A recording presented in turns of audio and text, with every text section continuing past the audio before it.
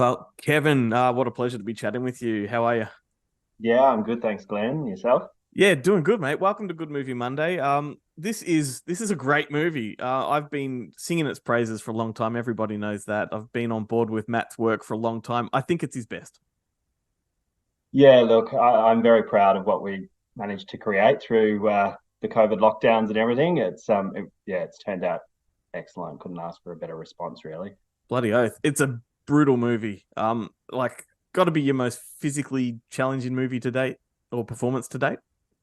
Yeah, I'd say so. It's pretty dark subject matter. Yeah, look, I played some bad guys in the past, but this one, yeah, certainly was mentally and physically challenging. There was a lot going on running around the bush there in the middle of winter and stuff.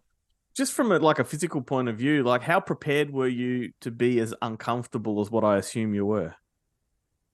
Well, look, as soon as I read the script, I knew it was going to be pretty physically challenging, Yeah. for sure. But I was certainly up for that challenge. It's such a great role. Those roles do not come along very often, and I really wanted to jump at the chance. And I also was aware of Matt's work, and was really excited to be working with Matt. So yeah, I knew it was going to be full on, but I was ready. But I mean, how hard was it? Like, your people that haven't seen it, your character is put into you're strung up, you're put into positions that are, I imagine, almost impossible to maintain for, a long period of time. Yeah. Did that really take its toll? How long, like, what's the longest stretch that you were in an uncomfortable position? Look, we did certainly take breaks in between takes there because physically holding my arms up for that long, yeah, there was some things that were very, very physically challenging. But Mm, so we try not to. Some of those takes were also very long scenes, yeah. so we did try and sort of run those scenes as a whole rather than trying to stop and start constantly, which would have ended up being, even more challenging for me. Um, so yeah, I remember after a couple of times after we'd run those really long scenes, I was very, very spent. Mm. And there was one scene I remember we had to revisit, something didn't quite work, so we did revisit that a few months later, and I remember thinking, oh, I've got to get back into that same thing. I But guess I guess yeah, it being was. that spent serves the performance though, doesn't it? Oh, 100%. Yeah, totally. Yeah. That's where Troy is at that point in time. So Yeah, that's right. it wasn't a stretch for me to do that. There's a lot of moral ambiguity in this film, which is, I think, what I like the most about it. And your character is both like absolutely deplorable, but there's a sympathetic sort of element going on here as well. Was there a lot of discussion about how you play him and how sympathetic to make him? Because it's a tricky sort of juggle. It really is, yeah, and that's one of the things that really attracted me to the script. Really, it's not just uh, black and white as we often see in these films. The audience do sort of, yeah, don't know how to feel towards Troy at times because obviously he has done these horrible, brutal things in the past, but does he deserve what's happening to him? So yeah, Matt and I did discuss that a lot. It was a tricky fine line not to make him uh, a stereotypical bad guy that people are just not going to feel anything for. There's got to be a sense of empathy there. But yeah, so I just sort of approached the role, I guess, as someone that really is trying to just move on with his life. Um, Obviously, there's notes in there where the audience isn't sure if he's Hmm. just manipulating them and whether Yeah, he's remorseful at all or not. But yeah. yeah, it's juicy stuff, mate. Like, what style of acting do you subscribe to? Like, do you have to take your mind to really dark places, or can you switch it on and off between takes? Look, I think sometimes you have to be able to have a certain amount of just being able to switch it on and off, Mm. especially in roles like this, where, like I said, I have played some murderous type characters before, often drawn to characters that are, dealing with redemption and things like that. So prisoners and yeah, Mm. yeah, all sorts of horrible characters. And it's hard to really fully immerse yourself in that psyche constantly. It's not good. It's not Yeah. healthy for you. So And especially like I said, there were times we were shooting in between lockdowns, so there was a lot of chopping and changing, and so you have to be able to sort of slot in and out of this character at times, and sometimes you don't have a lot of Yeah. time to when you're doing indie filmmaking. Yeah, for sure. And speaking of COVID, like you did shoot this over a long period of time, and I was talking to Matt recently about maintaining continuity over such a sort of long period of time and coming back and forth on weekends and whatnot. Was it hard for you just personally to maintain your appearance and your physique and just your hair, all these things? It was a little bit, to be honest. So the the hair and makeup artist and I often laughed a bit in between when we were watching the film. We could tell which shoot was when because I'd Yeah. put on a little bit more weight or I'd lost a little bit of weight. I mean, you don't really notice that in the edit in at all, No, but you don't. we knew. Yeah. So yeah, it was tricky to try, and continuity is always a bit of a nightmare, but especially when there's big time jumps, in between shoots. So Did you have other projects in between or anything like that that you had to sort of keep in mind as well? I was for the first part of the shoot, I was actually doing a play at the same time. So that was a pretty intense time, trying to juggle both those things and very different subject matters. Um, yeah, but otherwise, when we came back for the second half of that shoot, 6 months later or so, I was just pretty much fully immersed in the cost, which was great. Yeah, awesome. And as you said a moment ago, you've played some pretty badass characters throughout your career. And anyone that wants to go to your IMDb page and look at your profile, there's a lot of photos of those characters. Do you Yeah. prefer playing bad guys or good guys? Do you have a preference, or is it all fun? Uh, Look, a lot of people, I think, I know Matt had issues casting this role. A lot of actors sometimes these roles are a bit too full on, too intense. Don't want to put yourself through that sort of mental anguish. But I just think those characters are such juicy roles. Sometimes I feel like I'd be mad to not take on the challenge. But having said that, I do know a lot of friends and family who are just like, can you just do a rom com for a change? Yeah. So yeah, it is fun sometimes. I just did a comedy shoot just the other week, and yeah, it was great just to do something light and Yeah. for a Well, change. wasn't your first movie Road to Nil?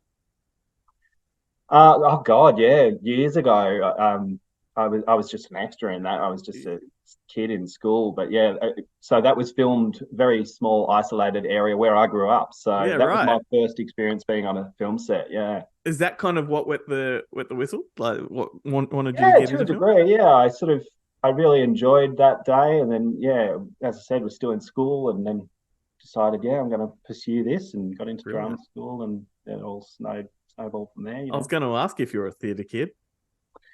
Yeah, I did go to drama school, which was very much theatre based Mm, yeah. where I went. But since graduating from there, I did a lot of screen courses and stuff. So I predominantly do more film and television stuff than theatre these days. Yeah. Yeah, yeah, cool.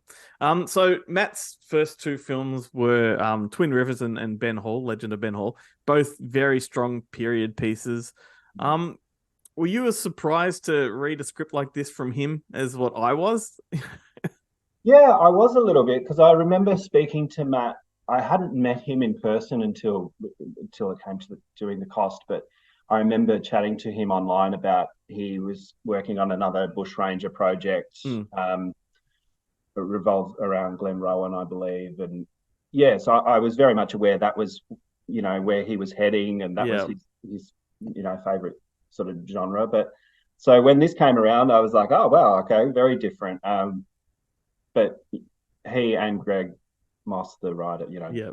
it's such a great script. So Bloody oath. I think this genre suits him. Like I hope he yeah, does, pursue it a little bit further. I know he's got other things in mind that are kind of dark as well. So yeah. yeah, I just I always thought he was great doing the period stuff, but this suddenly is just like he's tapped into something that he's natural at.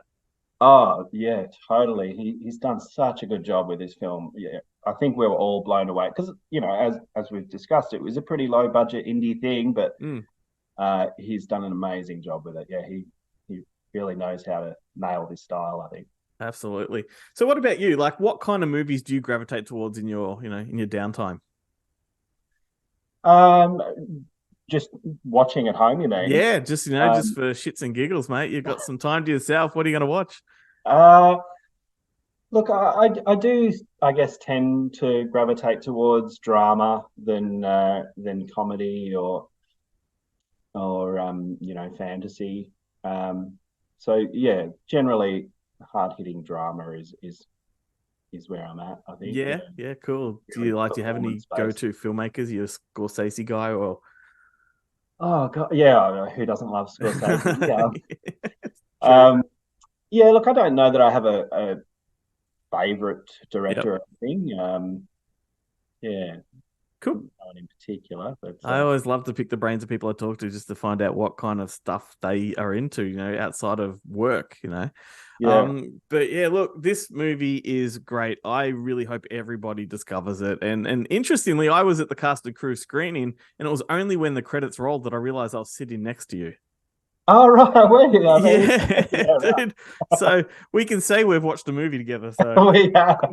Well, yeah, that was the very first time we were all. That was very hard to watch the cast and crew screening because yeah, I've seen it a couple of times on the big screen since. But yeah, you yeah, probably don't remember, but I turned to you and I'm like, oh my God, I'm fucking sitting next to the guy. Like, it's him. He's alive. yeah, that's right.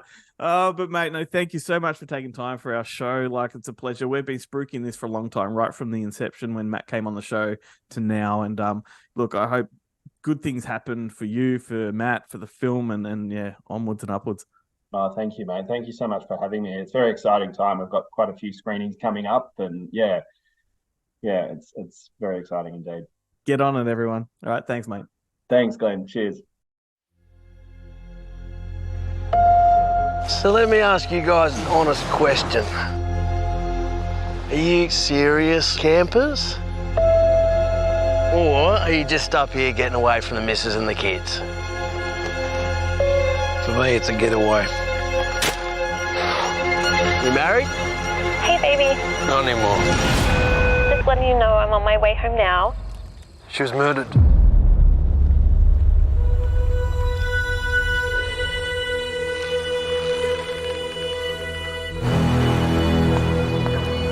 Troy Chapman. You raped and murdered Stephanie Baker. You were sentenced to 32 years. They let you out in 10.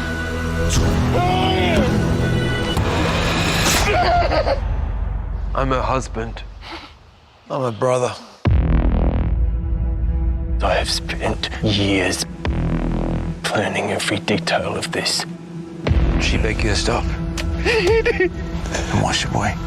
It's not too late. You still let me go. What makes you think we'd ever let you go? Remember what he did to her. You keep that in front of your mind. This is justice, mate. And we're the only ones who can give it to her. You do this, you will never be the same. I love you.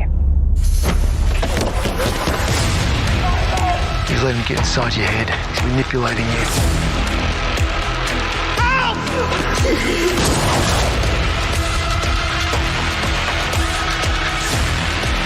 If we go through with this, I won't be able to live with it. We have gone so far past the point of no return.